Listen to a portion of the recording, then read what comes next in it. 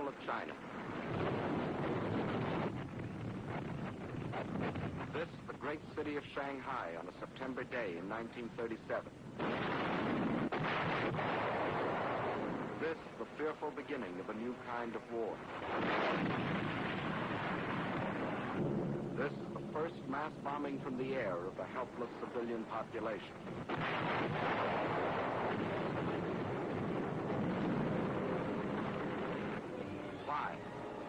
Why are these innocent Chinese men, women, children to die beneath the hail of Japanese bombs? To find the answer to this question, we must first understand something about China and Japan. And to understand China, three facts must never be forgotten. China is history. China is land. China is people.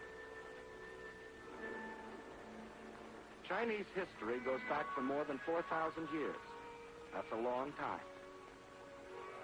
It was only 168 years ago that Washington crossed the Delaware. Only 452 years have passed since Columbus discovered America. It's 1,500 years since the world saw the fall of the ancient Roman Empire. 3,400 years have gone by since Moses received the Ten Commandments. 3,700 years have passed since the pyramids were built. But more than 4,000 years ago, the Chinese Empire was already in existence. And more important, so was the Chinese civilization, a civilization of art and learning and peace. Yes, China is history. And China is also land. More land than the entire continent of Europe. A third larger than the United States. And rich in raw materials. This vast area consists of China proper and 4 outer provinces. To the north is Manchuria. Huge and desolate, but abounding in raw materials. Next to Manchuria are Mongolia and Xinjiang. Here lies the Gobi Desert, a vast plateau twice the size of Texas, inhabited by nomad tribes who lead their camel caravans back and forth over ancient trade routes. To the west is Tibet, the icy roof of the world, its borders encompassing the eastern end of the Himalayan mountains, the mystery land that few have entered. And from these vast mountains of the west rise the 3 great rivers which are China's lifeblood. The northernmost of these is the Huanghe, the Yellow River, often known as China's Sorrow because of its frequent flooding. Far to the south flows the Sikiang, the Pearl River, which enters the sea past the great ports of Canton and Hong Kong.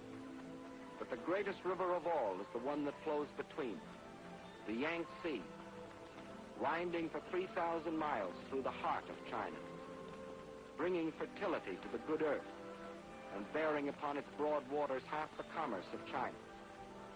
Yes, China is land. Next to Russia, the largest country in the world. But most important, China is people. 450 million of them.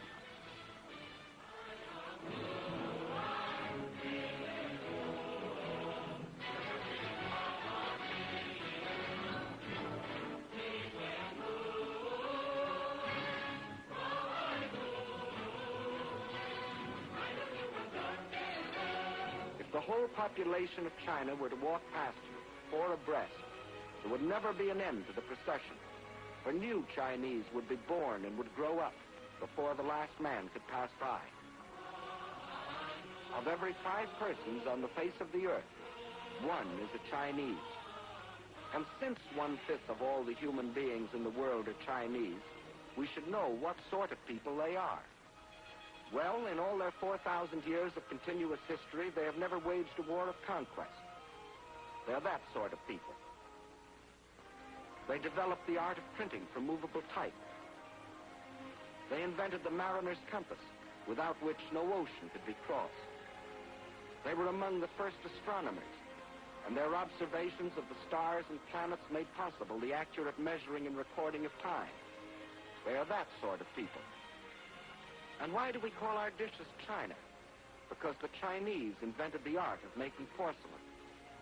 And as we all know, they invented gunpowder, not as a weapon of war,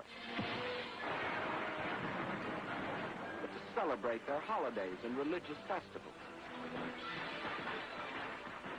And it was one of China's great philosophers who, 500 years before the birth of Christ, gave mankind these words: "What you do not want done to yourself, do not do to others." They are that sort of people, enriching the world in which we live. Yes, China is incredibly old, incredibly big, incredibly populous. Yet it was, until recently, a land with which few of us concerned ourselves. But now a great change has taken place. China is now our fighting ally, or more accurately, we are China's. But China has been fighting our enemy, Japan, for 7 long years. Why is this? Why have the Chinese, who in all their 4,000 years of history have never waged an aggressive war, been forced to fight? To fight and die by the millions. Because China is land. 4 million square miles of it. And because China is people. 450 million of them. And because Japan had a plan to use them both. That plan was finally stated in the Tanaka Memorial, a blueprint for world conquest, formulated in 1927 by Baron Gishi Tanaka, the Japanese foreign minister. In order to conquer the world, we must first conquer China. Here was their mad dream. Phase 1, the conquest of Manchuria for raw materials. Phase 2, the absorption of China for manpower, piece by piece, so as not to arouse the rest of the world. Phase 3, a triumphant sweep to the south to seize the riches of the Indies. Phase 4, the eastward move to crush the United States. One fact was obvious. China was to be the giant back on which Japan would ride to world conquest, just as Russia was to be enslaved for German use. But how was it possible for Japan, only 1/20th the size of China, and with only 1/6 its population, to think of conquering China, much less the world? There were 2 main reasons for this. In the first place, modern China, in spite of its age-old history, was like the broken pieces of a jigsaw puzzle, each piece controlled by a different ruler, each with his own private army. In modern terms, China was a country, but not yet a nation, while Japan was a united, well-knit, highly regimented military dictatorship. The second reason lies in the uses each country made of our Western civilization. Let's see what China took. You will notice that this is a very old piece of film. Actually, it is more than 30 years old, and it shows a very great man by the name of Sun Yat-sen. In 1911, this man fathered a people's revolution, which brought to an end China's ancient imperial government and began its new era as a modern republic. Winning for himself in Chinese history as secure a place as George Washington has in ours. And he and his followers chose for the cornerstone of their new republic Chinese words that echoed those of another believer in democracy. Government of the people, by the people, for the people. And to make these principles become reality, they built more schools and colleges. They established scholarships so that their young men and women could go forth to the universities of America and Europe and bring back to their own country other Western ideas. And this new generation returned to China with new techniques of industry, architecture, science, medicine. They built more hospitals to free their people from the blight of disease. They introduced compulsory education. They laid down as essential 2 of the 4 freedoms for which we fight today: freedom of expression and freedom of religion. In 1925, Sun Yat-sen died, but his disciples, led by Chiang Kai-shek, carried on his monumental work. Their aim, the unification and modernization of China. Chinese industry was old-fashioned and inefficient. Transportation was slow and inadequate. But now railroads began to link the great seaports and river harbors with the inland cities. A network of highways began to stretch beyond the railroad line into the deep interior. After leaving them untouched for centuries, China was beginning to use her vast store of raw materials.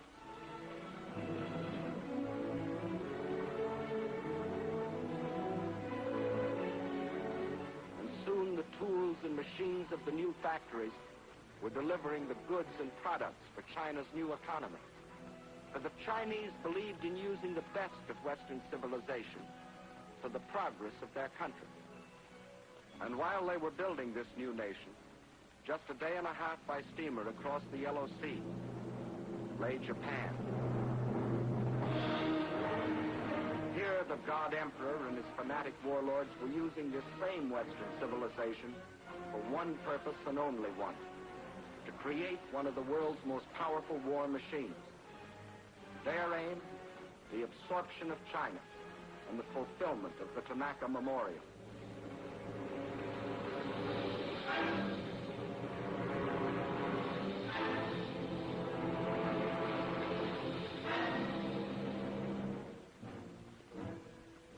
For years, Japan had deliberately copied military weapons and industrial techniques discovered in other countries. For years, Japan, under the pretext of lacking raw materials for industry, had been buying in every corner of the world materials not only to build this war machine, but materials which could be stored to feed it in the war of conquest they were planning. For years, while other nations were trying to outlaw war by reducing armament, Japan was feverishly and secretly building a modern army, a modern navy, a modern air force to strike its infamous blow at the civilized world.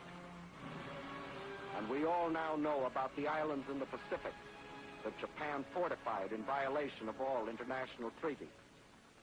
These were the reasons why it was possible for Japan, only 1/20th the size of China, and only 1/6 the population of China, to think of conquering China as the first step to world conquest.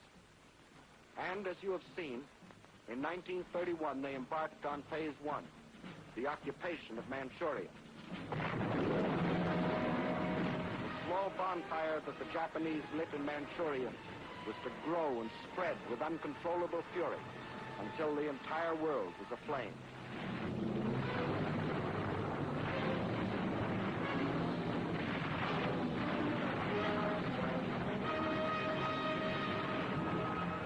Phase 1 of the Tanaka Plan was completed, and exactly as planned.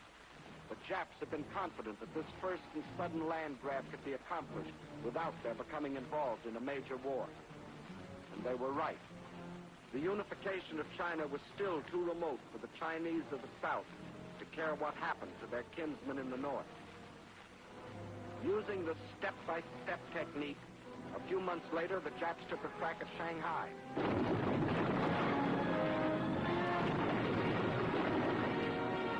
The Chinese resistance was so great they hastily called that deal off, waited another year, and then struck in the north again, carving the province of Yehol out of China proper. This, too, they got away with. The world criticized, the Chinese protested, but still the Japs got what they wanted, another piece of China, and without a war on their hands. And to rule over Manchuria and Yehol, the Japs then set up a puppet government under their stooge, Henry Puyi, the Chinese quisling prince. But the leaders of New China remembered that in other centuries, other barbarians had invaded their country. The evidence still stood in the Great Wall, built by their ancestors more than 2,000 years earlier, and stretching for 1,400 miles across mountain and desert to protect themselves from the barbarians of the north. Of the Great Wall, it has been said that it is the only work of man which would be visible from the moon. But the Chinese knew that modern barbarians can't be stopped by a wall, however strong or high. They can't even be stopped by people, unless the people are united. And by 1937, the unification of China was making such progress the Japs got worried. The one weapon they could not permit China was unity. They would strike again before China could become a nation. This time it'd be a big bite. 5 more northern provinces out of the heart of China. At the United States Embassy in China as military attaché for a number of years was Colonel William Mayer. Let him tell you what happened. First thing the Japs did was prepare their usual fake alibi. This time it wasn't a damaged railway track as it had been in Manchuria in 1931. A Jap soldier had disappeared. Obviously he'd been kidnapped by the insolent Chinese. Once more, Japan's honor had been insulted. Once more, the insult must be avenged. So, on the night of July 7th, 1937, at the Marco Polo Bridge near Peking, the Jap war machine struck.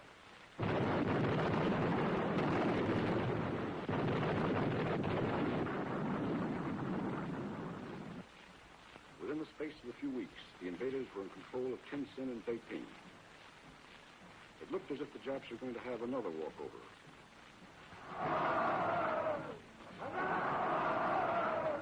Now the Japs sat back to digest and organize this new conquest.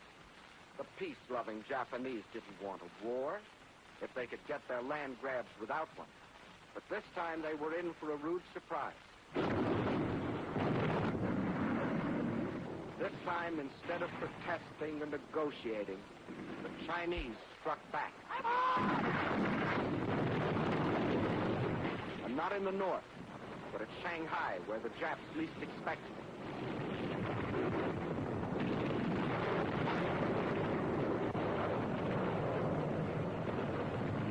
To understand the fighting that followed, we must know something about the city of Shanghai itself. Situated near the mouth of the Yangtze River, it is the biggest city in China. As the largest seaport in the Far East, it dominated the commerce and foreign trade of China. And through its great docks and channels passed most of the wealth of the Orient. In Shanghai, truly the East met the West.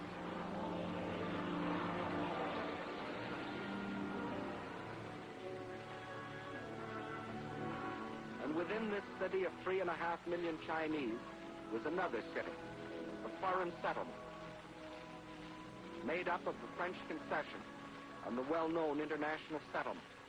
There, the various powers, including Great Britain, the United States, and Japan, had stationed detachments of troops, Japanese, British, French, and our own United States Marines, to assist the police of the Shanghai Municipal Council in the preservation of peace and order, and to protect the boundaries of the international settlement. These detachments were limited in size, but the Japs secretly, and in violation of all treaty agreements, had increased their garrison so that when fighting started on the border of their concession in August of 1937, they thought they were fully prepared for any eventuality.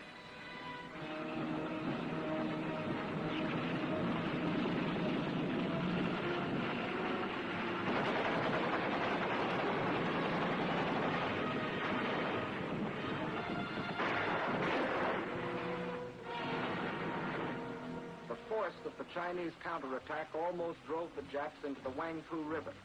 Backed up by the heavy guns of their warships, however, the Japs managed to hold out until reinforcements arrived. Jap landings were then made in the vicinity of the Wusong forts and in Luho and Lotian on the Yangtze River north of Shanghai. The Chinese drew back to positions 5 or 10 miles inland, where they could secure some protection from the heavy Jap naval gunfire.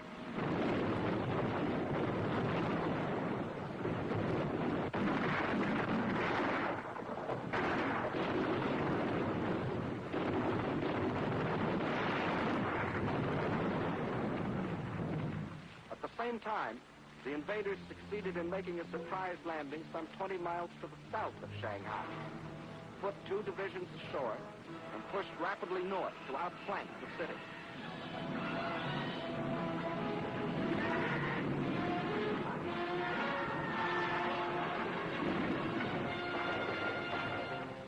The Chinese position was thus made untenable, and a withdrawal was ordered to the west and to the south, toward Nanking and Hangzhou.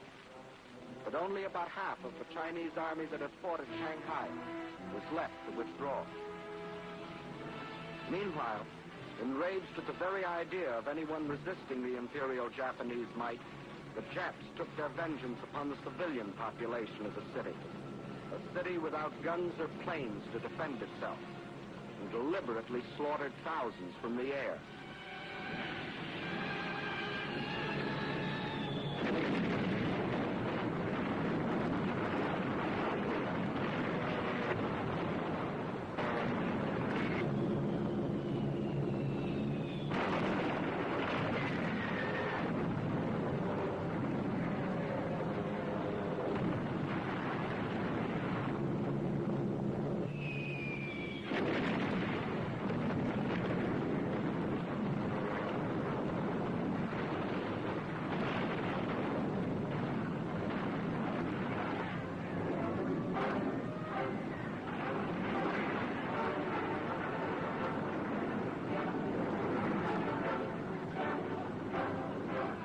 There was refuge inside the international settlement, where Japan was afraid to bomb the property and people of the foreign powers. Just yet.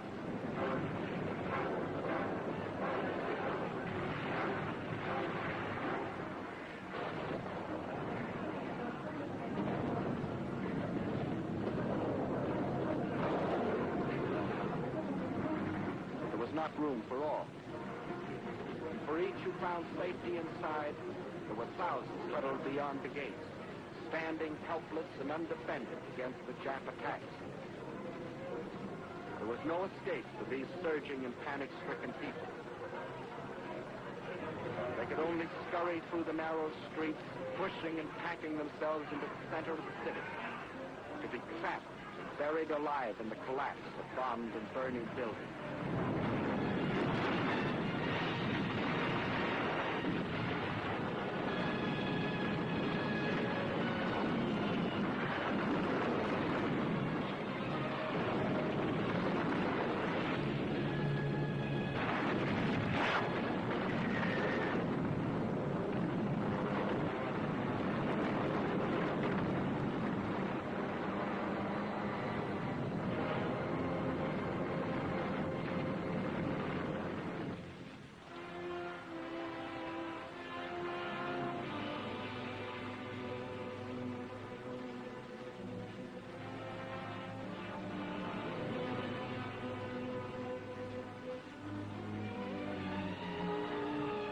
Thus, the Japanese introduced the world to a new kind of war.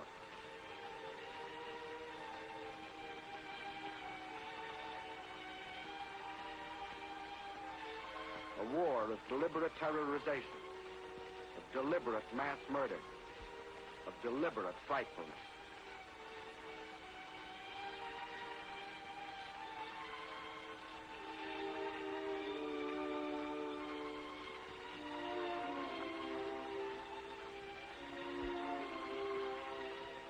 When the campaign was over, the Japs occupied the entire peninsula east of Shanghai. Reorganizing rapidly, they then launched a coordinated drive on Nanking. One column pushed along the railroad while another swung further to the south.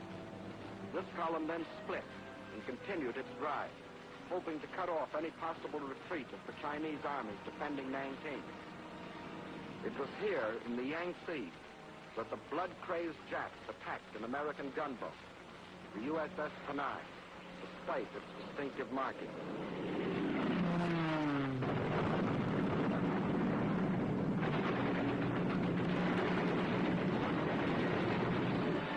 The ship was bombed and sunk with the loss of American lives. The first American warship to go to the bottom in this war. But officially, at least, this was a mistake, and the Japanese government apologized. Meantime, at Nanking, Chinese armies valiantly defended their city, which was the capital of the Chinese Republic.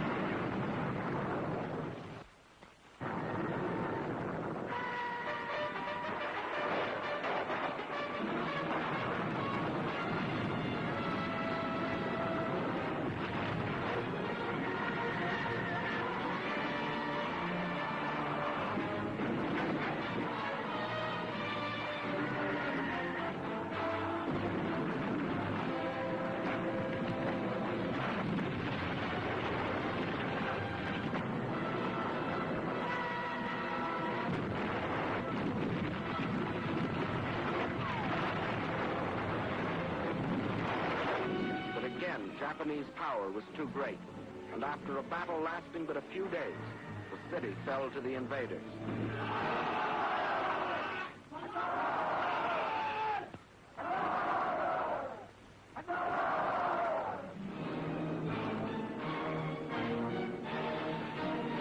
In their occupation of Nanking, the Japs again outdid themselves in barbarism. The helpless populace was trapped by the city walls and could not flee. The Japanese soldiers went berserk. They raped and tortured. They killed and butchered.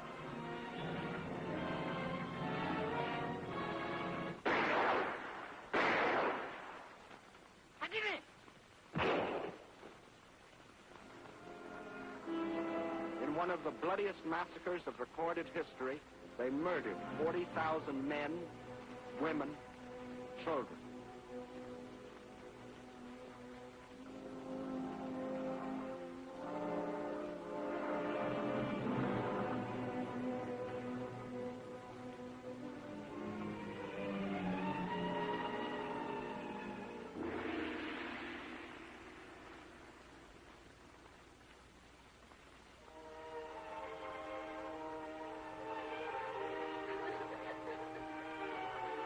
Those who lived might better have died, for the horror of their twisted and torn bodies was worse than death.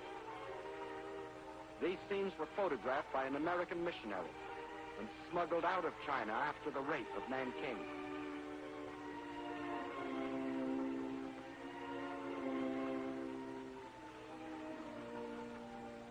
This nightmare of cruelty was all the more horrible because it was deliberately planned by the Japanese High Command to tear the heart out of the Chinese people once and forever.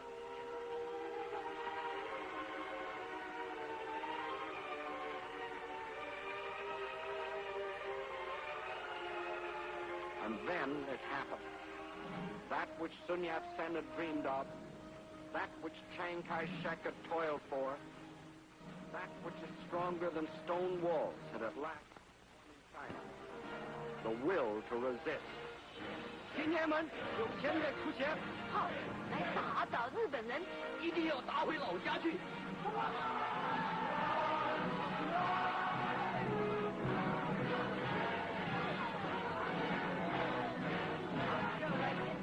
In their last bloody blow, the Japanese had accomplished what 4,000 years had failed to bring into being: a united China, an aroused China. 必须要团结一致，消灭日寇，然后我们才能够得到安全。实现救国的责任，应该贡献我们所有的力量，为求生存和独立而抗战，为反抗帝国主义，坚决抵抗，我们一天不休，让我们大家前进，反抗到底。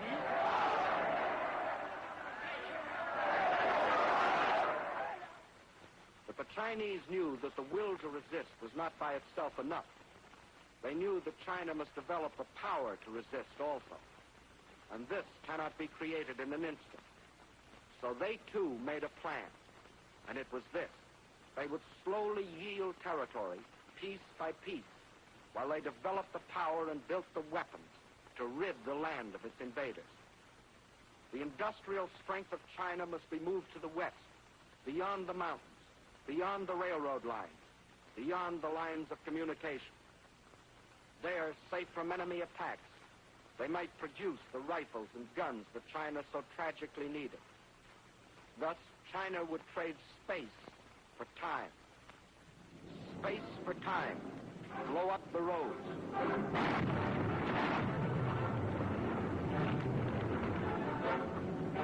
Space for time. Scorch the earth.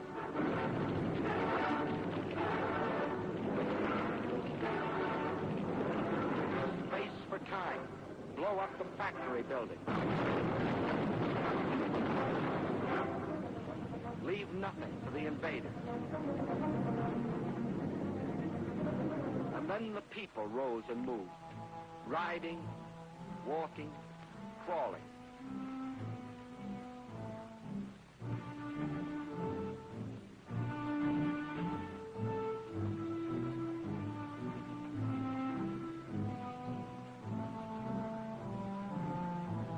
Million of them, spontaneously driven by an epic impulse, rose and made their way westward.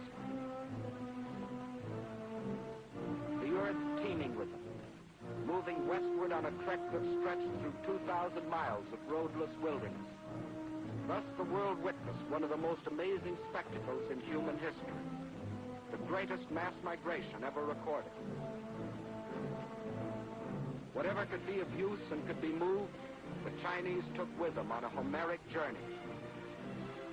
Their libraries, their schools, their hospitals, all dismantled and carted away. The machinery from over 1,000 factories, weighing over 300 million pounds, was moved away in trucks and ox carts and on their backs.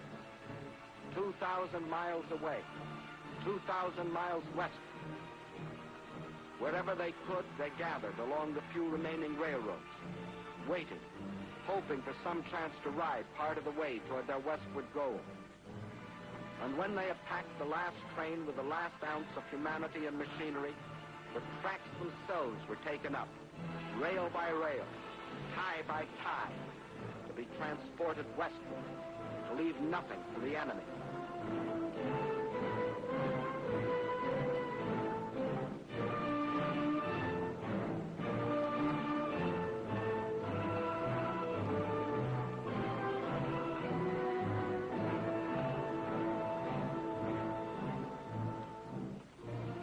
River pointing westward was heavy laden.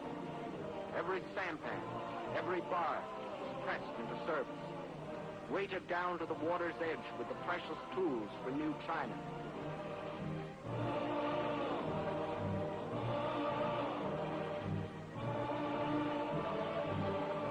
Nothing could stop them, not even the rivers that narrowed into mountain gorges. Westward with their loads of machinery, more precious than gold.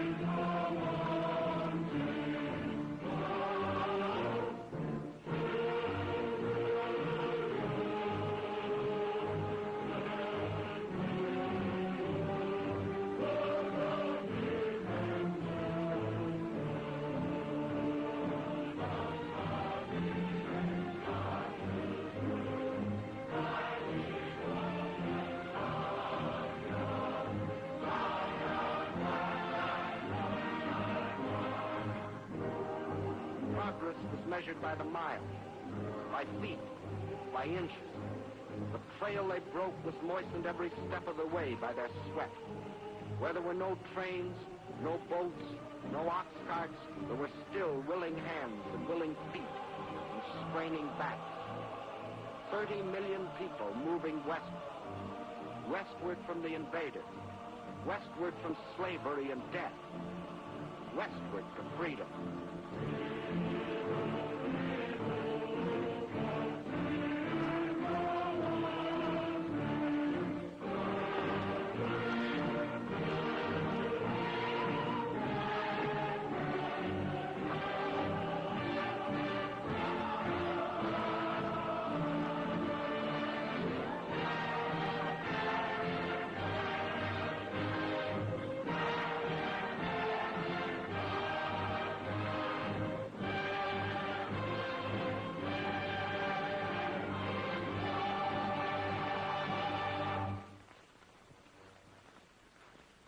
now in the free mountain lands of the West, ancient cities sprang into fresh and modern life.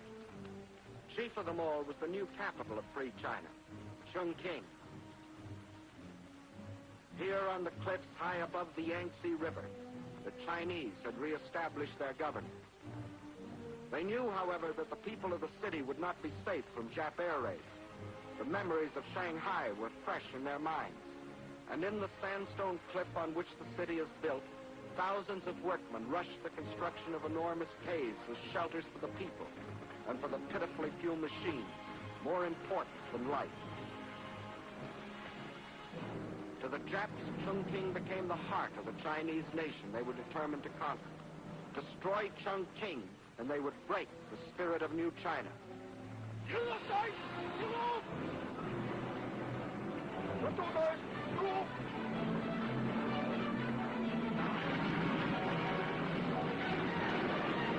As they couldn't reach the city by land, they would send their bombers to blast it from the face of the earth.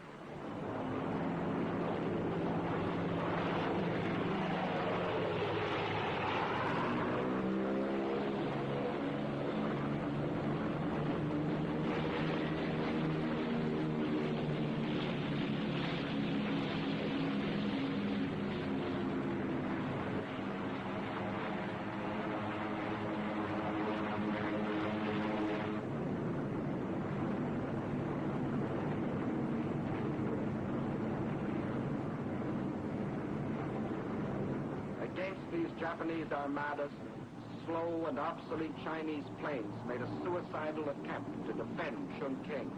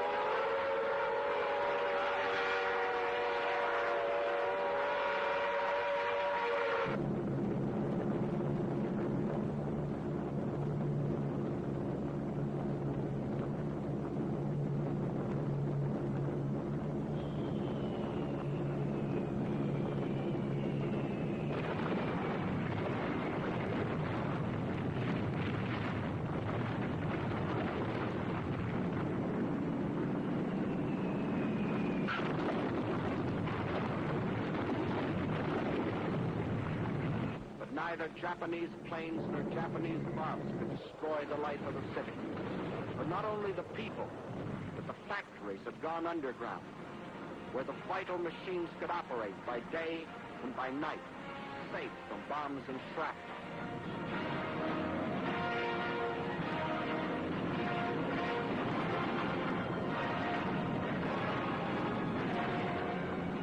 This time, the Chinese had anticipated their enemy. In spite of bombs and fire and destruction, this time the Chinese stood fast.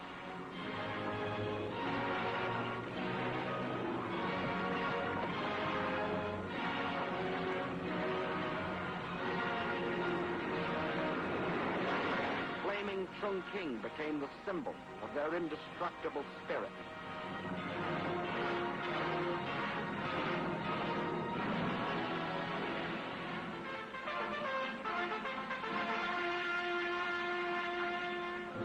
Now the call to arms sounded throughout New China. And from the vast interior, China's millions answered the call.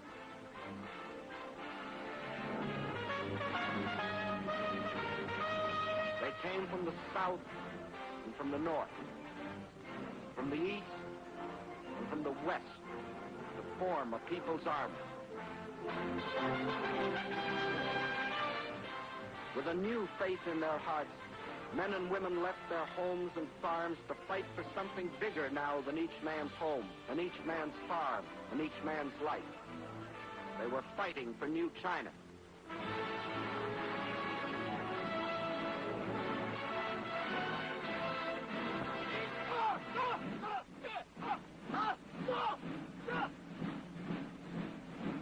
New soldiers, awkward and unskilled, like all new soldiers. But they toughened and trained.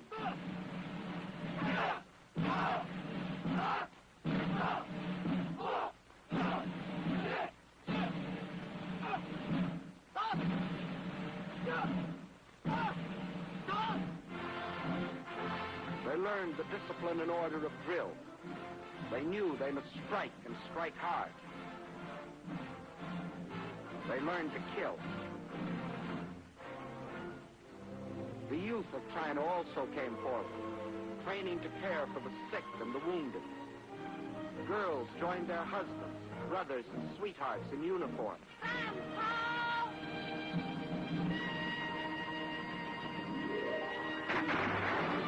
And to the aid of China came volunteers from other lands, men who pledged themselves to fight against tyranny and oppression no matter where. Americans like the legendary Colonel Chennault and his Flying Tigers, who, with their few American planes, were knocking down enemy planes at the fantastic ratio of 20 nips to one of their own. The Japs had hoped to ride to world conquest on the back of the giant Chinese workhorse. Phase 2 of the Tanaka Plan called for breaking the horse to their will, but the great patient horse refused to be broken. The enraged Japs saw their whole plan of conquest bogging down. So they set out to drain the giant's strength by cutting the arteries through which flowed China's lifeblood of supplies. They penetrated along the rivers. Railroads destroyed by the Chinese were rebuilt with slave labor as the Japanese moved inland to secure control of key rail lines and important communications. And China's supply lines from the outside world were cut off by Jap warships blockading the coast. The Japanese strategy was the isolation of China. Port after port was occupied. This meant China was being cut off from supplies she couldn't manufacture for herself. Supplies she was getting from her Western friends. Without oil, gas, guns, and planes, China was doomed. With the whole of the Chinese coast in the hands of the Japs, there would only be two routes over which to bring the vitally necessary materials. From Indochina, a narrow-gauge railway ran inland from the sea to Kunming, connecting with a truck road that went to Chongqing. But its capacity was limited. And then there was the old trail of the camel caravans from Russia across the Gobi Desert, which could bring in even less. Not only did these routes provide too little for China's needs, but they were too near Jap territory to be safe. There was only one other possibility. In Burma was a railroad that ran from the port of Rangoon to Lashio. Separating it from the truck road at Kunming were hundreds of miles of high mountains and deep river gorges. If this stretch of tortuous mountain trails could be replaced by a modern highway, where now only pack trains could pick their plodding way, China would have a practical supply route to Burma from the sea. Several internationally known firms of engineers were called in to do the job. They said the work might be completed in 6 or 7 years, if China could supply them with the most modern machinery. But China didn't have the modern machinery, nor did she have the 6 or 7 years. So she began building the road with her bare hands.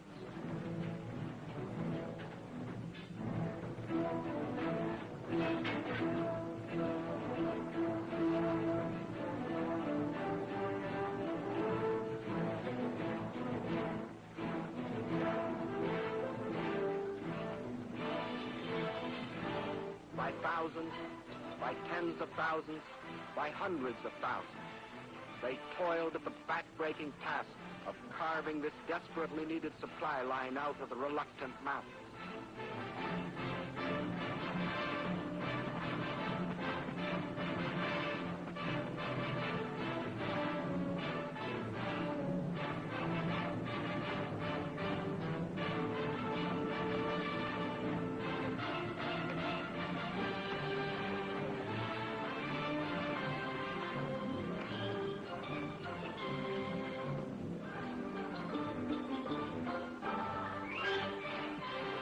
Out of their toil and their sweat, they created the Burma Road.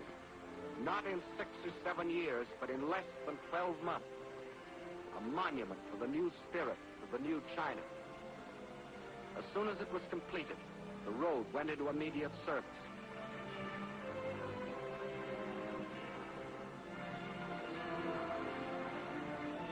By thousands, the trucks shuttled back and forth between its terminals,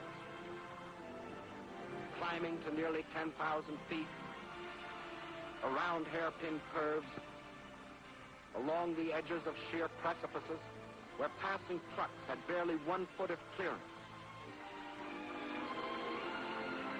And the blood plasma of new supplies flowed steadily over China's lifeline to the sea, protected by Colonel Chennault's incredible flying tigers. The Chinese sacrifice cannot be measured only in miracles of construction. It must be counted, too, in the tragedy of destruction. For while still the Burma Road was being built, the invading Jap armies had fanned out and straddled fully 2/3 of the railroad lines of the country. In the summer of 1938, they set out to capture the remaining 1/3, starting with the vital railroad junction at Chengchao. Chengchao is situated on the banks of the Yellow River, China's sorrow. Originally, the river flowed from Chengchao southeastward to the Yellow Sea. But nearly a century ago, a great flood abruptly changed its course, swinging it far to the north. For generation upon generation, as the spring floods rushed down to the sea, thousands of Chinese worked on the dikes to hold the river in its new course, protecting their homes and their crops.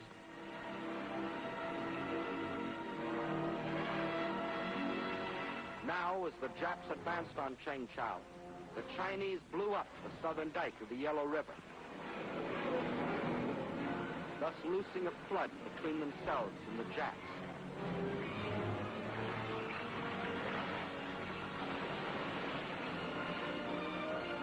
Once more, the river flowed in its old course, forming a barrier which to this day has prevented the Jap from entrenching himself in this area. Thus, once more, with no thought of the human sacrifice or the material cost, the Chinese traded space for time. And the Chinese had still other tricks to pull from their patched and faded sleeves. You will notice that this map of Jap conquest doesn't look like the military maps you have seen in the previous films. By all military standards, it should have looked like this, which is the way the Japs wanted it to look. But the Japanese were learning that the occupation of Chinese cities and control of Chinese rivers and railroads still was far from meaning the subjugation of China. For the Chinese had formed themselves into guerrilla bands, trained to harass the Jap forces. These guerrillas were mostly farmers who had stayed behind on the land when the great migration to the west took place. Peaceful farmers one day, deadly fighters the next. They made an unpredictable and uncontrollable enemy.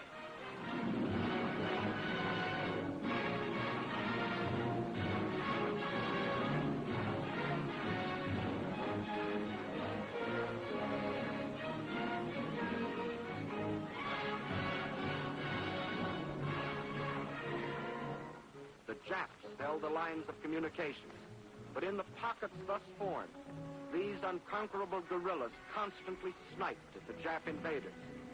When the Japs tried to annihilate them, they disappeared, only to reappear in another pocket.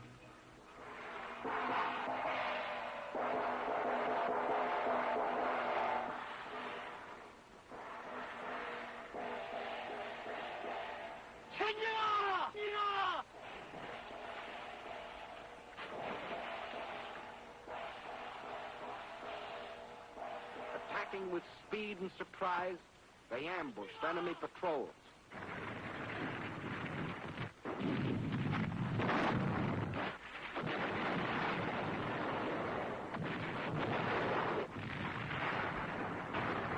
And the Japanese were fighting more than the Chinese people. They were fighting the Chinese land, the great distances, the rivers, the floods, the swamps and marshes. These, too, were enemies that defied the Jap war machine.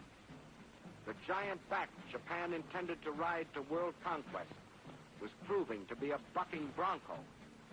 Phase 2 of the Tanaka Plan had bogged down in what the Japs still referred to as the China Incident. This left them in a fateful quandary. Phase 2 of the Tanaka Plan was still incomplete, but Phase 3 and Phase 4 could no longer be delayed. In Russia, the overwhelming German offensive was taxing Russia's military capacity to the limit, removing any Japanese fear of Russian interference. Britain, after the sledgehammer blows of Dunkirk and the Battle of Britain, was left groggy and militarily almost exhausted. Her navy scattered across the seas, guarding her lifeline of supplies. But here in America, we were finally awakening to our danger and taking steps to protect ourselves. We had appropriated funds for the construction of a two-ocean navy, and our army was rapidly expanding. If the ultimate objectives of the Tanaka Plan were to be achieved, now was the moment to strike. Now, when Russia was otherwise occupied. Now, before Britain could recuperate. Now, before we could gather too much strength. So the Japs made a fateful decision. They would embark on Phase 3 and Phase 4, the conquest of the Indies and the United States, without waiting to complete Phase 2, the conquest of China. Thus, to paralyze American power in the Pacific. Without warning, as they have always struck, they struck again.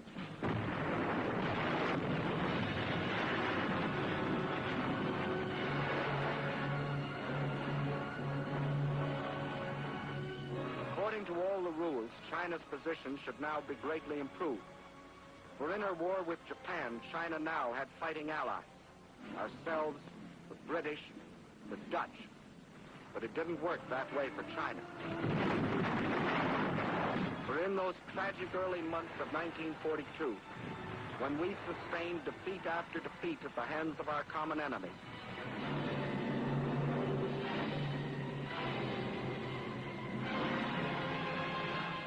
China endured the worst setback of all. Out of our defeats, China lost the Burma Road. But still, China's courage never faltered. Her determination never weakened. And in the history of those long and tragic months of black defeat in 1942, one bright page stands forth. A page written by our Chinese allies. Here is the city of Changsha. The Japs wanted it for two reasons. It was in the center of the Chinese rice bowl, and it was also an important railway junction. Twice before they had tried to take it, and twice before they had been thrown back. Massing a large striking force near Yocho, on Christmas Eve 1941, the Japs started southward toward Changsha in three columns. At 3 points during the drive south, the Chinese forces put up token resistance. But instead of withdrawing toward Changsha, they withdrew east into the mountainous flank. By New Year's Eve, the Japs had surrounded the city. They quickly pierced the outer defenses and attacked the inner defenses from 4 directions. In spite of fierce resistance, the Japs were certain that the fall of Changsha was only a matter of hours. What they didn't know was that they had walked into a well-baited trap, for the Chinese forces which had withdrawn into the hills now swept down on the Jap supply lines and cut them to ribbons. The Jap forces attacking the city soon ran out of food and ammunition and began a withdrawal, whereupon the Chinese launched a counteroffensive and pushed the Japanese back where they had come from.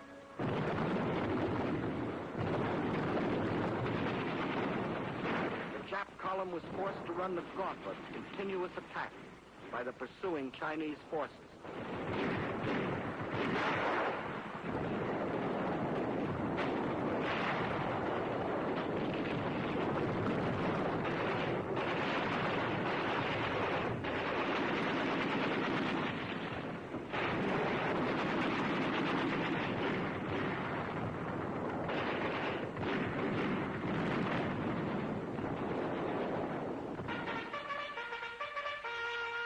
Battle of Changsha was a magnificent victory for the people of China, the people who wouldn't surrender, the people determined to fight for their freedom, their good earth, the people who can't be beaten.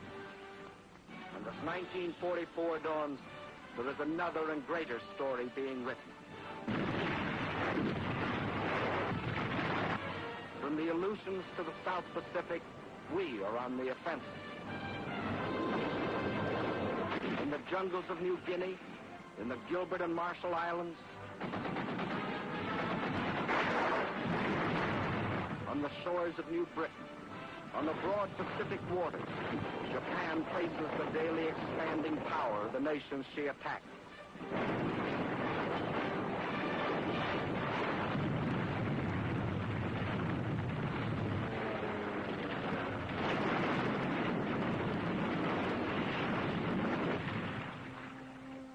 And in India, American, British, and Chinese forces are gathering strength under Lord Mountbatten for the liberation of China. For China's war is our war. And now her millions belong not only to United China, but also to the United Nations. Leader of our American forces is General Stilwell, who has the unique honor of being the chief of staff of all the Chinese Expeditionary Army. Division after division of picked Chinese troops are being flown in our planes from China to India, where they are armed and equipped with the most modern American weapons. Trained and hardened to spearhead the coming drive against Japan. Through enemy-held territory in northern Burma, the new Lido Road is being pushed. Over mountains, through jungle and swamp, from India to China, to connect with the old Burma Road. In the jungle on either side, American and Chinese patrols protect the road and strike at the Japs. Their supplies and ammunition brought in by plane and parachute.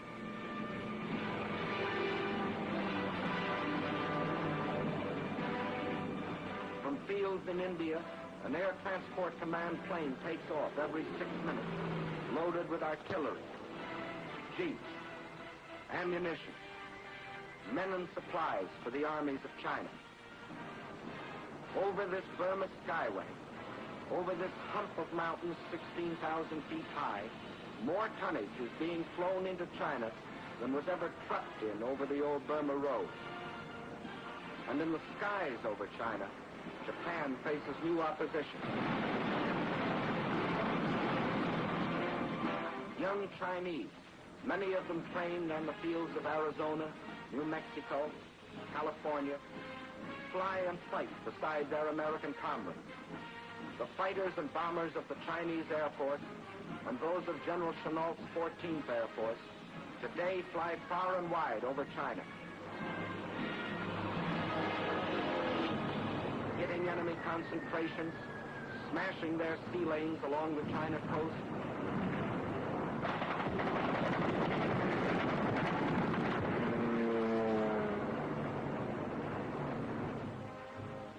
The same people that moved a nation 2,000 miles, that built the Burma Road, are building airfields out of stone, mud, and patient, tireless hands.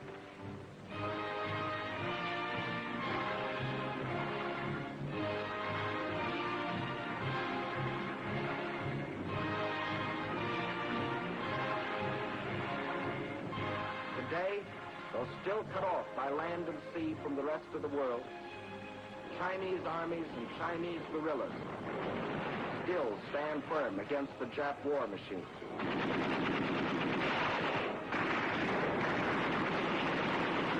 The oldest and the youngest of the world's great nations, together with the British Commonwealth, fight side by side in the struggle that is as old as China herself, the struggle of freedom against slavery, civilization against barbarism, good against evil. Upon their victory depends the future of mankind. We in China, like you, want a better world. Not for ourselves alone, but for all mankind. And we must have it.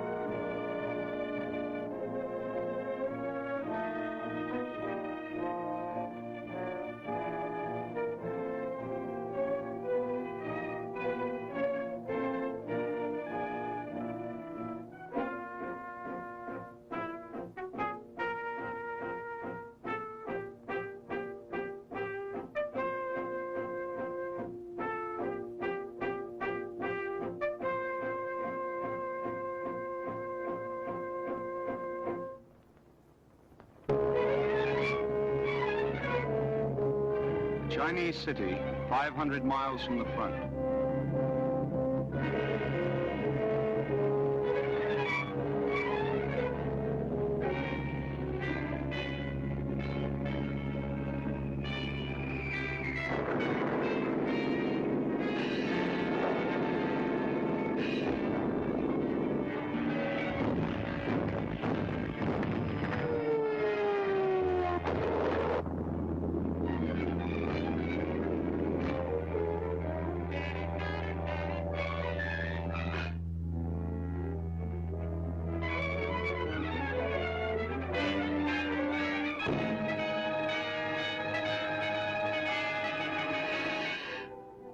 City of Shanghai, 20,000 killed.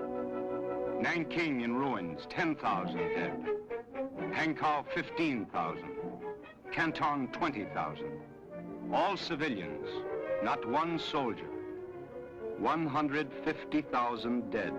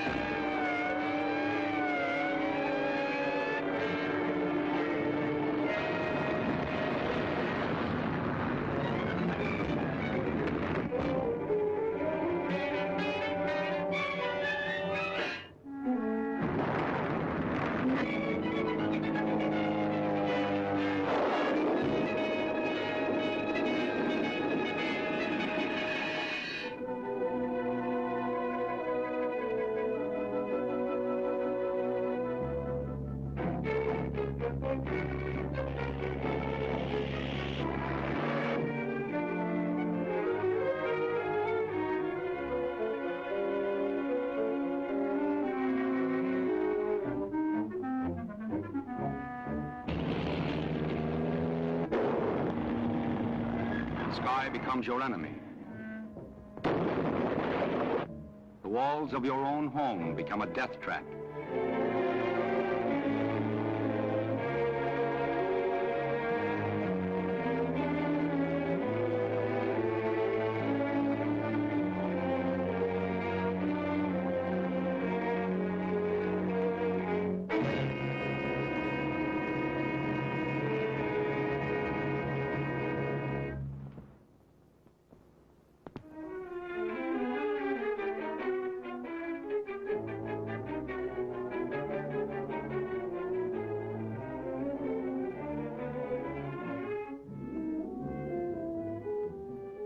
They leave the captured cities and move toward the west.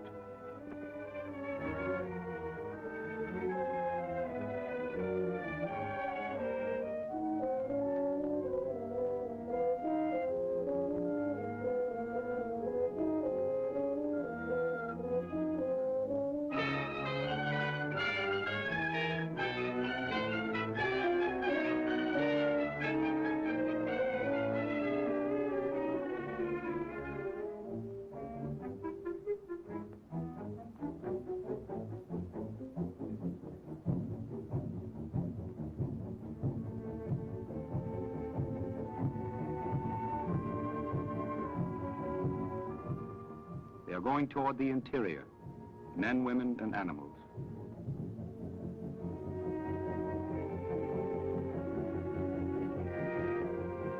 Toward the west, toward the old land, the interior of China.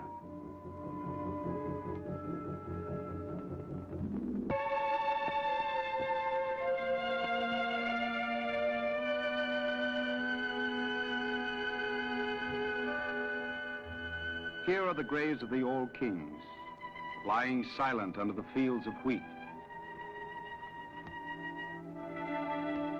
On this earth lived generations of men. They invented the iron plow and paper made of the fibers of rice.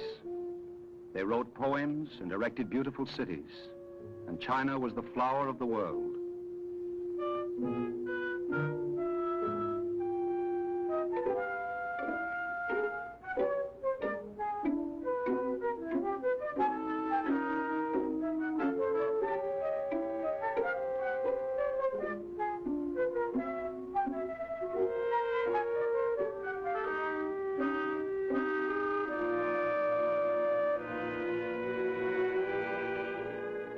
Out of the mountain stone, men carved out lions to stand above the sacred graves.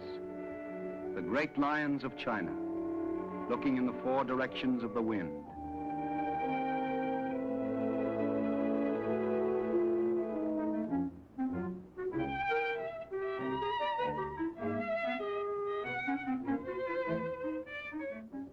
There were wise men that spoke in those days: Confucius, Lao-tzu, scholars, artists who could paint the wind, and emperors taller than any man.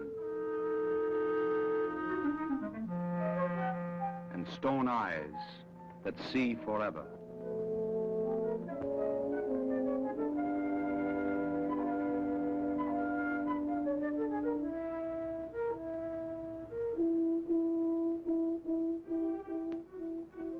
Toward the land of China, there was a single road from the west.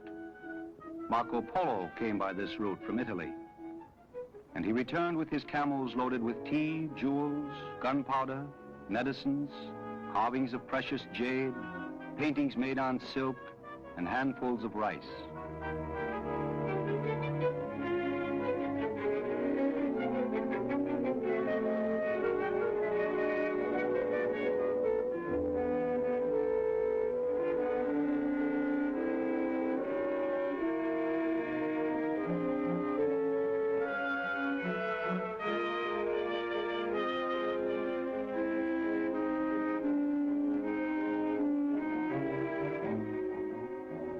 He described the fertile rivers and the towers that he saw in every village, called pagodas, that were built to ward off famine and pestilence and war.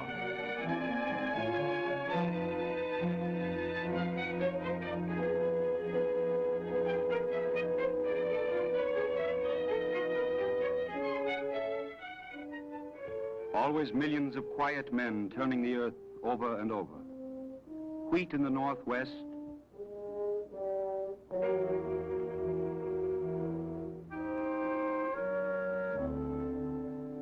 rice in the rich waters of the south.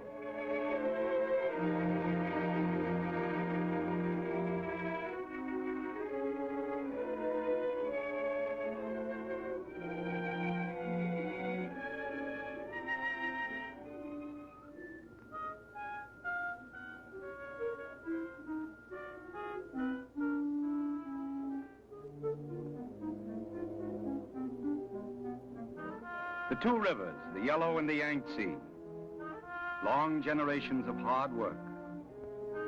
The earth, the wind, and the water. The enormous, the living China.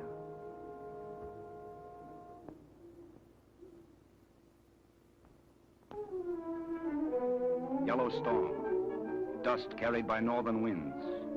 The Great Wall sinks down under the dust. China sinks down. She is robbed by Japan and by the Western powers without resistance.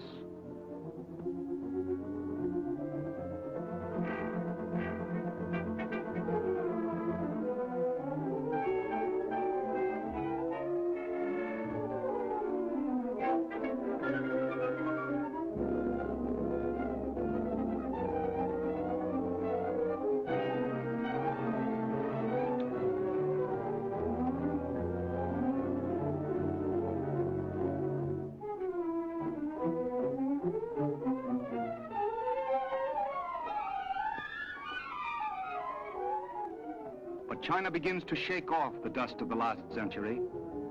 A new voice arises out of the movement of the people. Dr. Sun Yat-sen. In his room at this desk, he worked out the ideas which would regain China's independence and freedom. At his death in 1924, he became a national hero. 1911, Sun Yat-sen explaining his three great principles. He himself realized it would be many years before his ideals found root among the people, years of quarreling and even civil war. The citizens of China began by ending the misrule of an emperor. And then they took another step toward democracy, learning to read. The sign says, "This school is built in the name of Sun Yat-sen." In these schools, a new generation was being trained. Young China learned to cope with science, medicine, economics.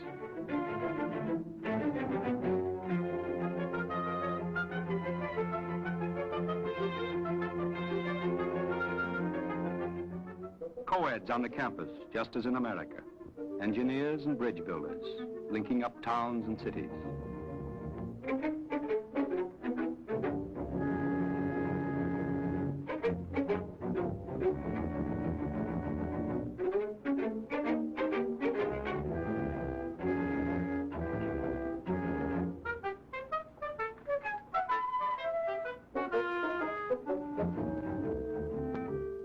The Western mountains were another hindrance to the development of China.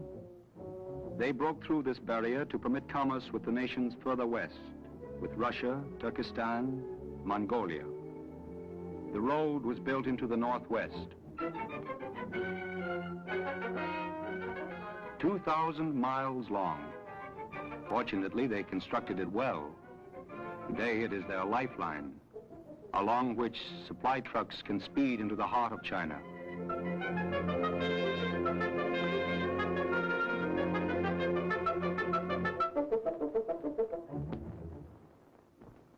There was a time when there was little need of roads. Each village could support itself from the land which surrounded it. But when modern cities arose, the ancient trails were no longer enough. They had to build long, hard-surface highways. 13,000 miles in every province of China.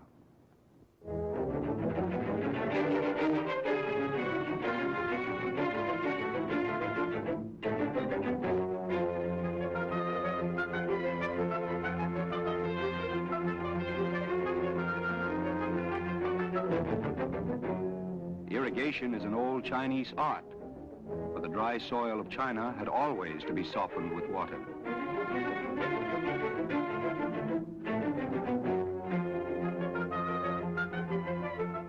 A new type, a Chinese engineer.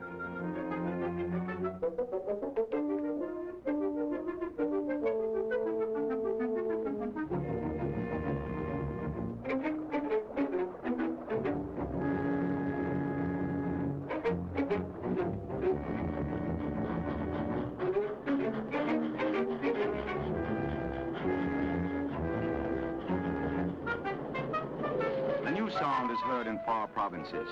Locomotives rushing through the night. 9,000 miles of steel rails.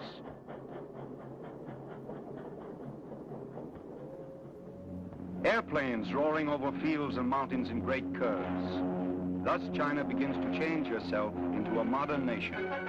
Steel, coal, cotton.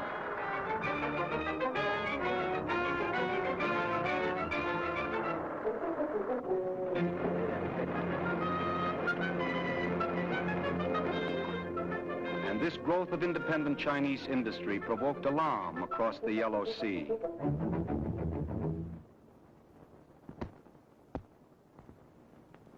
Here a clique of warlords ruled 60 million Japanese.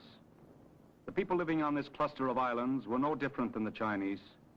They had the same desires as the Chinese. Food, work, peace. But their rulers had different plans. Formosa, 1895. The beginning of Japan's divine mission. Step by step, China, the Philippines next, the Soviet Union, California, perhaps the whole world. Korea, 1910. In Japan, more guns, more shells, more taxes. Manchuria, seized in 1931. Arms piling up in Japan. Planes, bombs. Listen to the generals meeting in Tokyo. This is the hour to advance before the Chinese grow too strong. The Emperor has given his divine approval. The Navy and Army with invincible force will capture the coastal cities.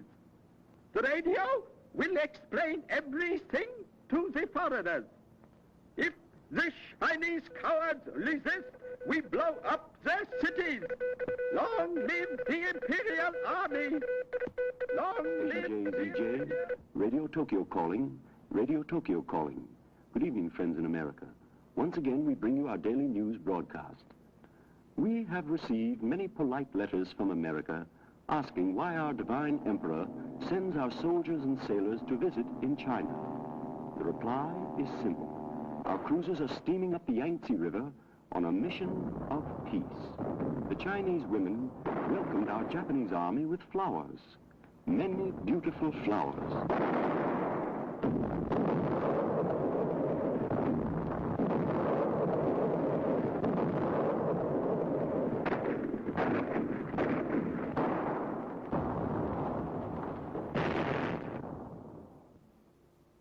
No, this isn't Tokyo or some port in Italy or Germany.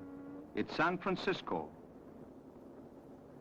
This iron will fall on a Chinese city. The United States ships 54% of war materials that go to Japan. Scrap iron, broken machinery are melted down in Tokyo, and those shells will go into Japanese guns.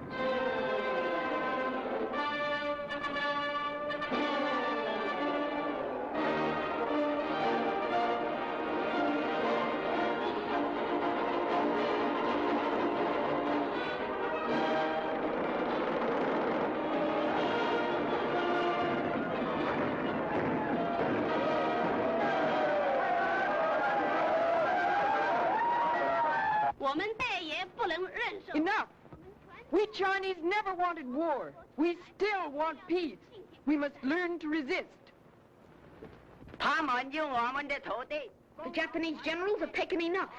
Their warships are on our rivers. They rob our factories, our crops. They kill everyone.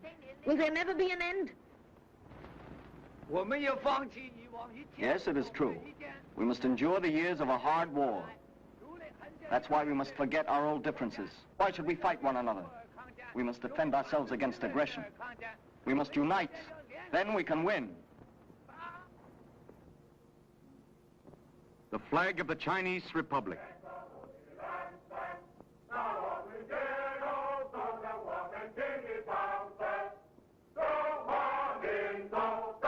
One-fifth of mankind under one flag.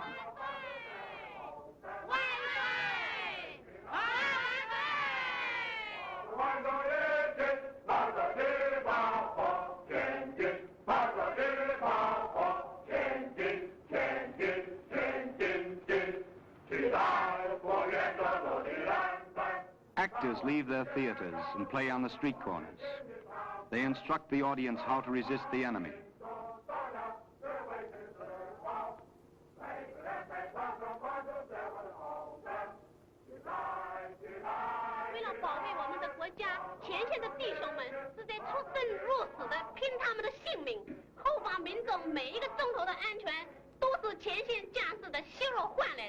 The campaign to raise money touches every woman and child in the country.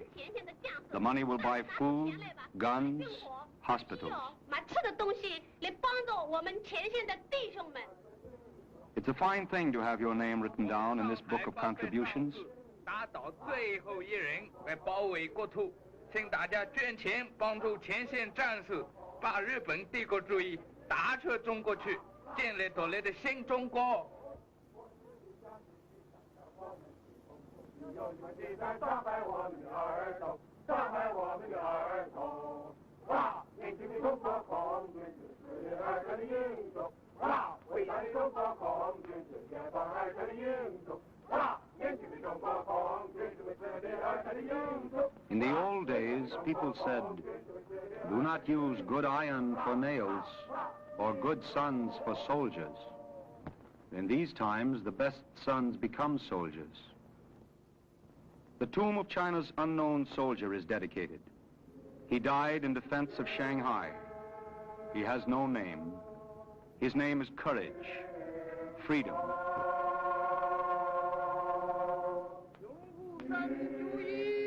Here is Ko Mai-yo, famous poet and historian.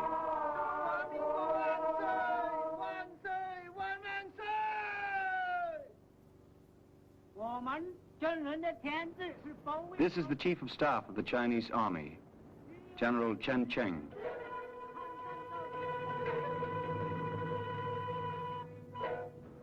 They salute the Washington of their republic, Sun Yat-sen.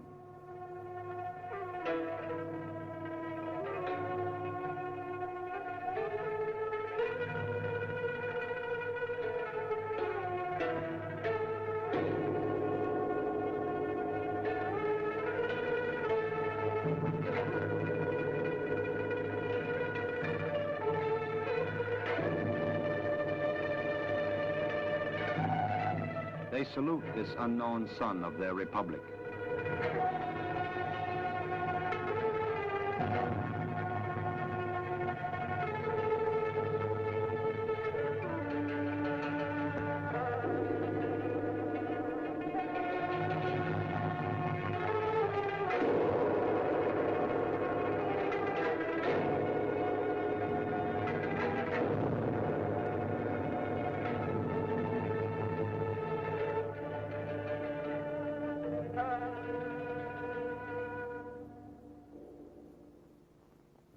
Madam Chiang Kai-shek, the most famous woman in her country. She organizes the women for defense. There's money to be raised, nurses to be trained, refugees to be fed and housed, and this committee must guide thousands of other committees throughout China. 决心尽自己一切的力量来参加祖国的抗战。我们的新的口号是一切的人力物力都贡献给我们的祖国。我以为我们妇女应该做的事情是很多的，譬如捐款呢，援助前线的将士，加紧生产呢，救济难民，救济孤儿等等。诸位有什么意见，请随便发表。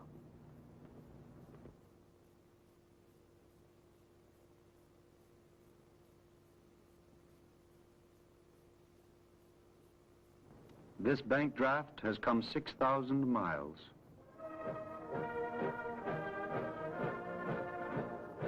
A foreign flag invades New York, but look, money is thrown on the flag.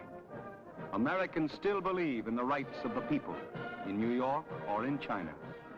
And the flag comes home again, with money to buy rice for the orphans of this tragic war. Months ago, their parents were killed or lost somewhere along the road.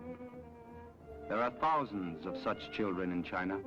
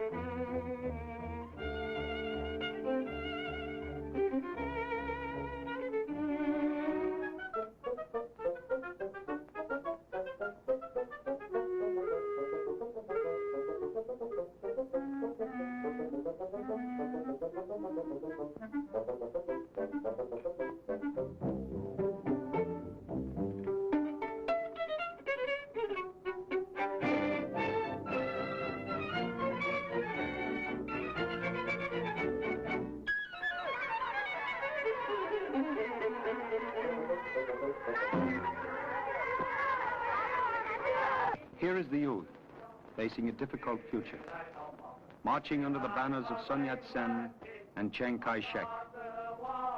The spirit of the nation is typified by this brave woman, the widow of Dr. Sun Yat-sen.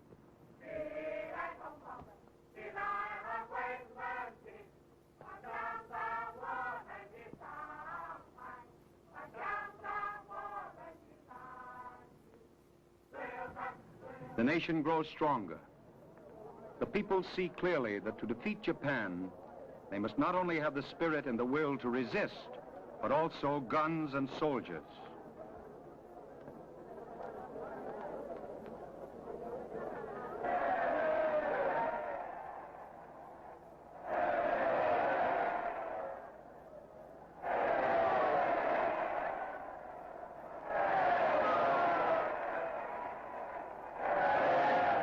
Out of the People's Movement grows the National People's Council. For the first time, the delegates meet. General Chiang Kai-shek, the Christian general, Dr. Kung, Minister of Finance, delegates from the far northwest. Before the meetings, they repeat the three principles of Sun Yat-sen, namely, national independence, freedom and democracy, and the well-being of the people. This People's Council strengthens the government. The Executive Cabinet meets. The Minister of Foreign Affairs reports on the possibility of loans from America and England.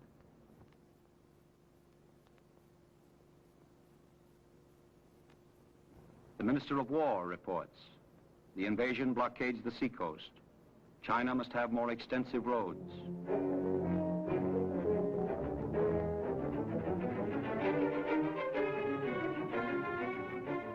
Hard roads need good footwear, and this is manufactured in home industries which are set up in the interior. In this way, the people of the most distant villages are involved in the defense of China.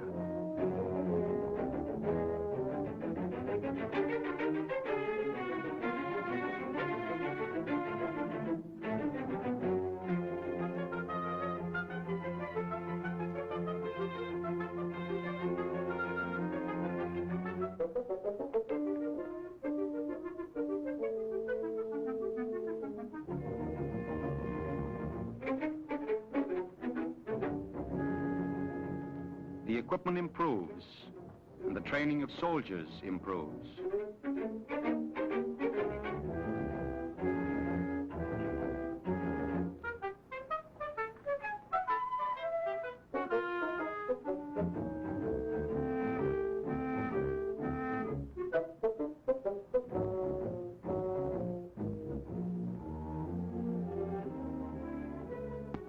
These recruits never saw a map before. Up to now, they knew only their own village. There were fields around it, and that was all.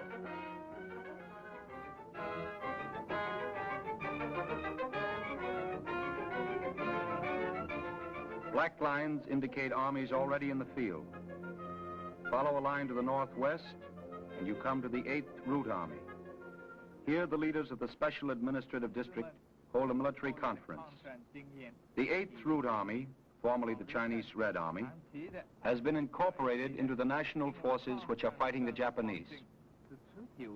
It is especially in this northwest region that they employ the new guerrilla tactics, quick attacks, quick retreats, cutting the enemy's railroads and communication lines, cutting off their supplies, attacking suddenly from the rear.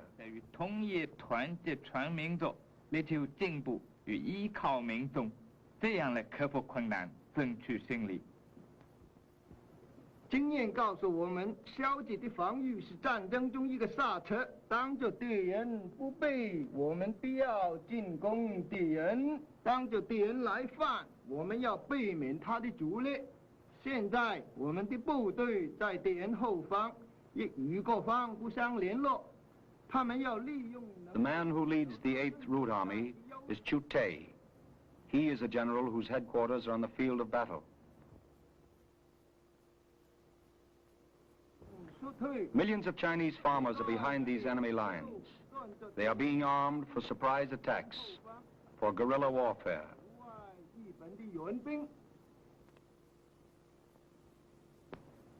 This military post can call on thousands of volunteers from the fields.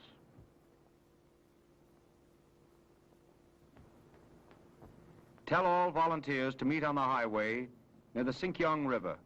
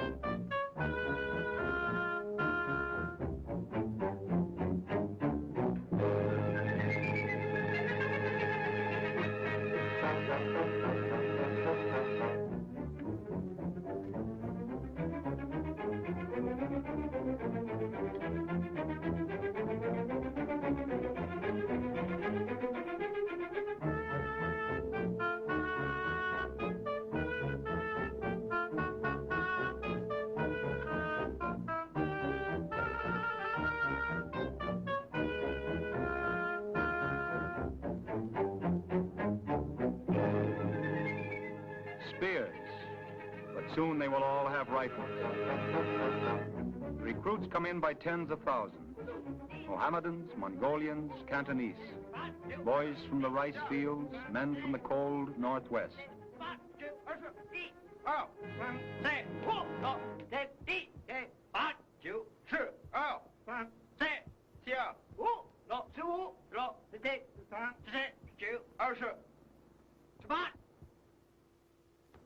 Recruits must be taught to be good soldiers.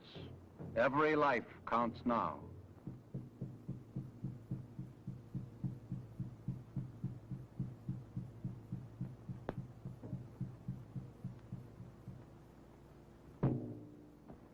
The old shadow dance is converted into a setting up exercise.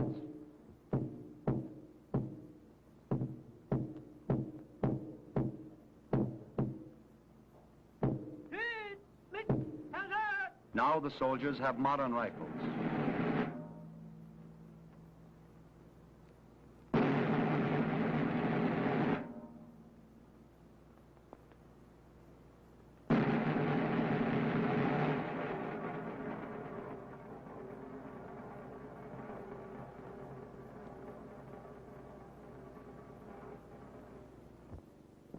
Soldiers must be taught to use these new war machines. They look like football players, but this is a game for the life of their country.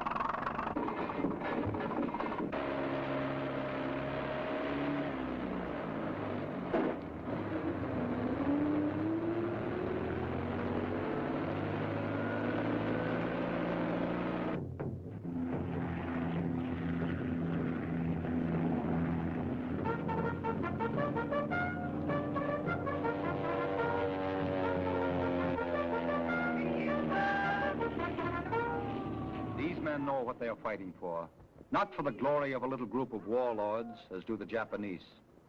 They prepare to fight a war of defense. Defense for their rivers, their harvests, and their own families.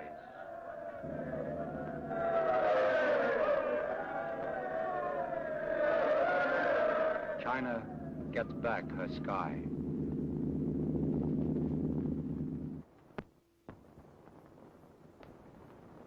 The nerve center of armed China is this National Military Council.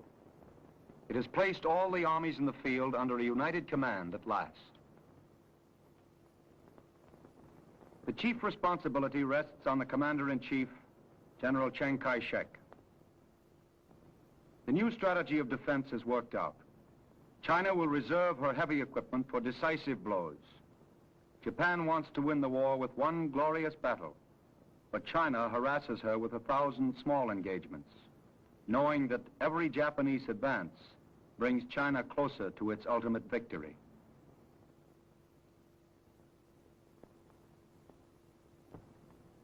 The invaders had already seized the cities of the coast. While China's defense was being organized, the Japanese advanced deep into Shanxi, Henan, Guangdong, and along the Yangtze River to Hankow.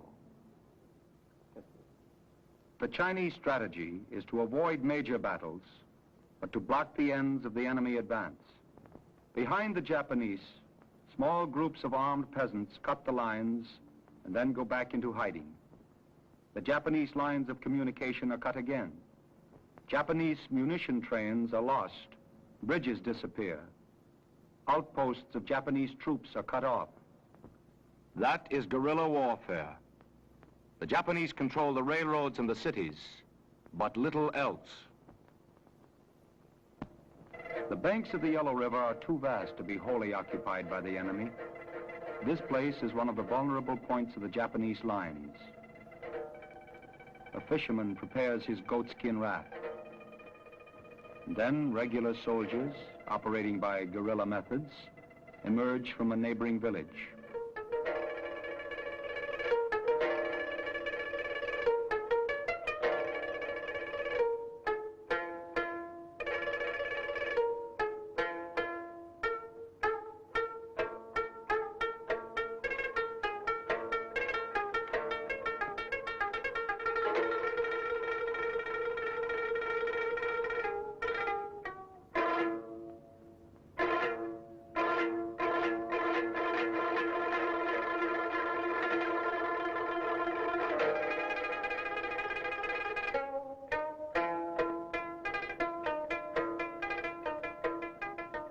Meanwhile, a critical situation developed around the town of Taichuang.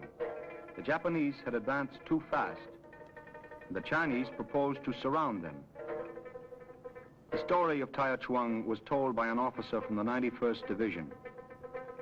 Sergeant Wang, a brave, courteous man, he told what happened and how they fought, sometimes in the heat of the afternoon, sometimes at night. Wang knew how many were wounded and some of their names, and what provinces they had traveled from. It was our victory, he said, a hard victory. Our guns were covered with dust. It was very early in the morning.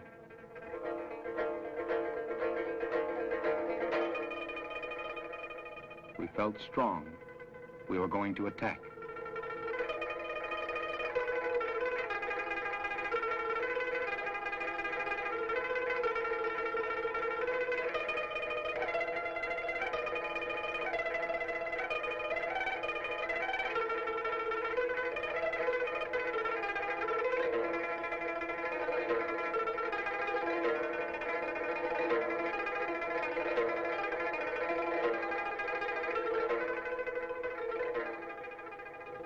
I myself, said Wang, come from Guangxi, where we plant our rice in the mud. Here in the north, they grow millet. The dust blows everywhere, and the sun is often cold. Yet this is also my country.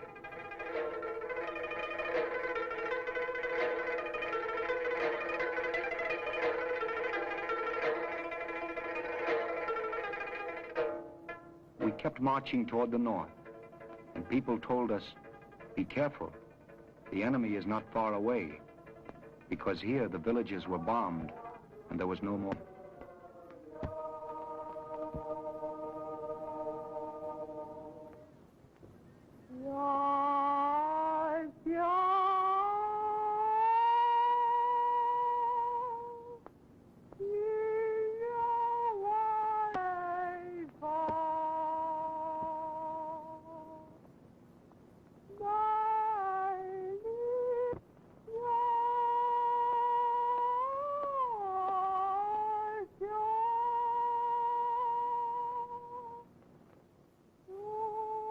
A Japanese captain forced these people to carry ammunition, but then he had to retreat.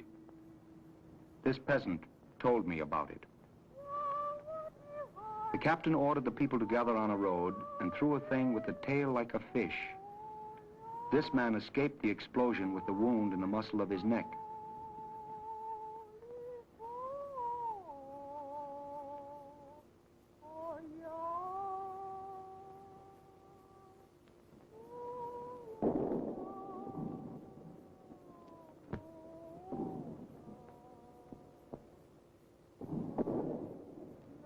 After 3 hours, we came to the village of Chisin. We heard that the Japanese were retreating. That was true, for I saw the dead in the village. There was nothing left alive. Where they cannot conquer, they kill. That is their custom.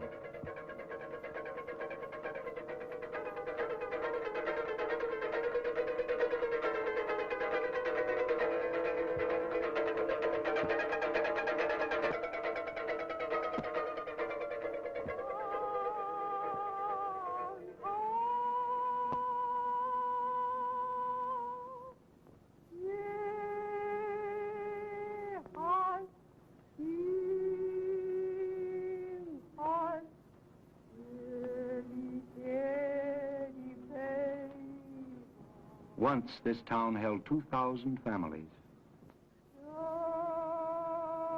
But the Japanese battalions were gone, and the bravest people were coming back. Li Po was the first man. He brought his family with him.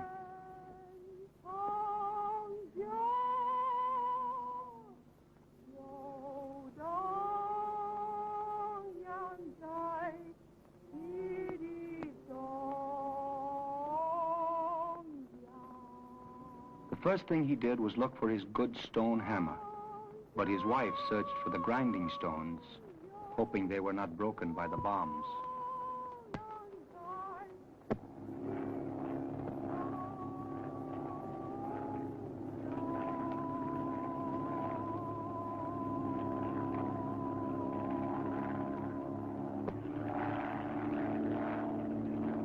While we were marching near the canal, the Japanese tried to find our route.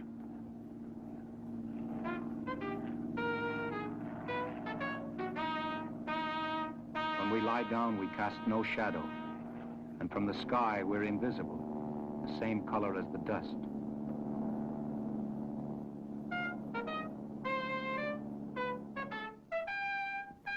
We had men with us from the Big Sword Battalion and also many machine guns. We were a good division, all young men, and we had officers who had fought the Japanese before. Field headquarters were set up near a barn.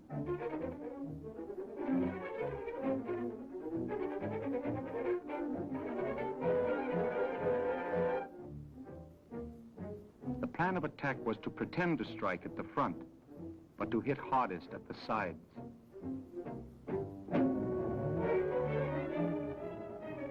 General Sun directed us. He was a tireless man, placed in command here because he loved to attack. He was an old-time general, a fighter all his life.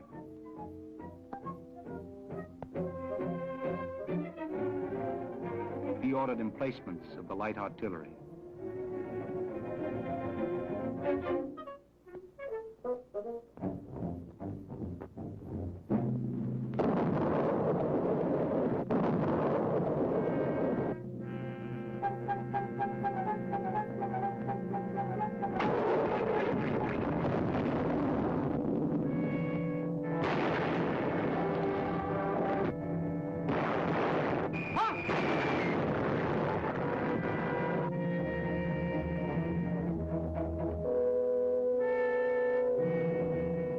Rangefinder was wrapped in cloth so it would not shine back toward the enemy.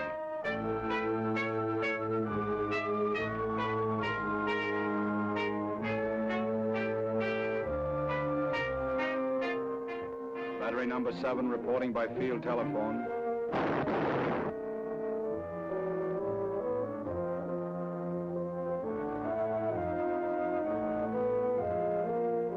Correction for battery number 7.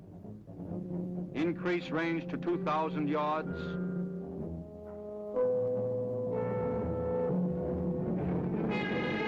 I think, said Sergeant Wong, we're learning to talk back to the Emperor of Japan.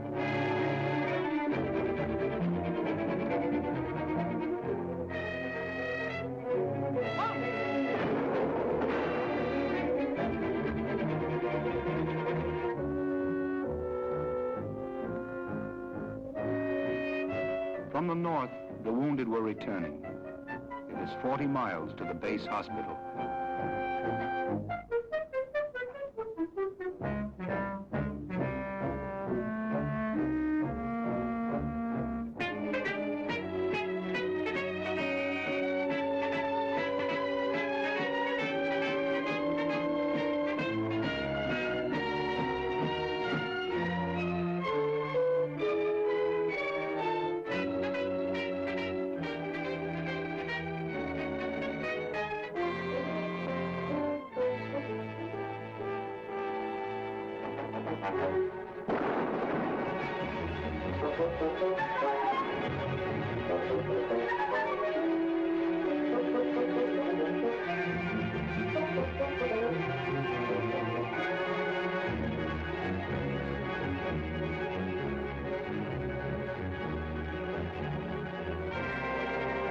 While we advanced in front, daring men climbed the stone hills near the mountain of the sacred tree.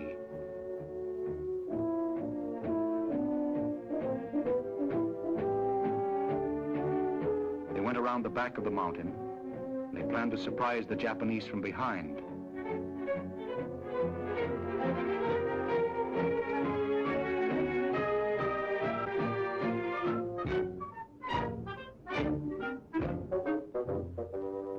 Our scouts watched from the mountain, very quiet.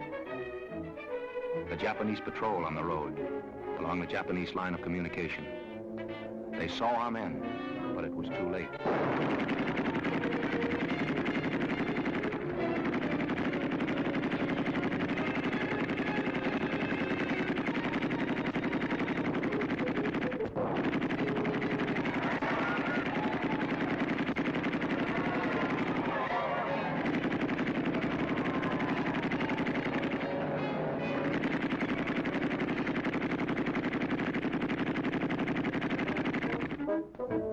While this was happening, gun nested on flank. It was left there to protect the enemy retreat.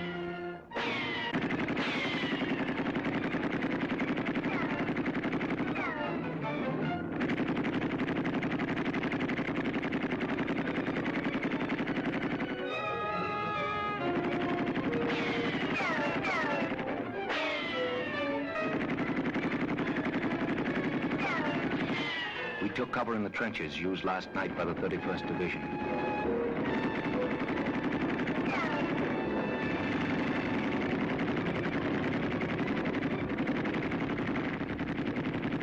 A squad of our men blew up the enemy nest.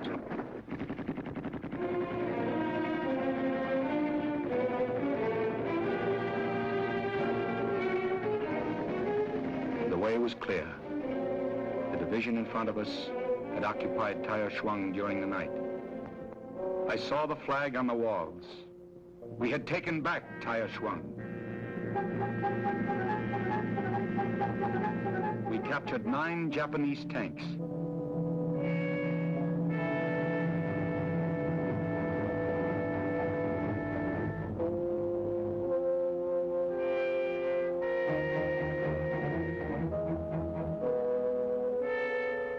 Near sunset, we fortified the gate against counterattack. Tire Shuang was ours. That was our victory, said Sergeant Wong. We buried the dead and rested in that city. The building, the destruction, the suffering, and the hope of victory. Tire Shuang is taken. The Chinese will march all night in the streets to celebrate their first victory. Here is a great people, 1/5 of the human race, fighting in defense of their freedom, their fine culture, their independence, against the pitiless attack of undeclared war. Will these people win? They believe they can. They say it may take them 10 years or more, and they fully realize the suffering they will have to endure. But they have weapons to fight with, and they understand why they are fighting.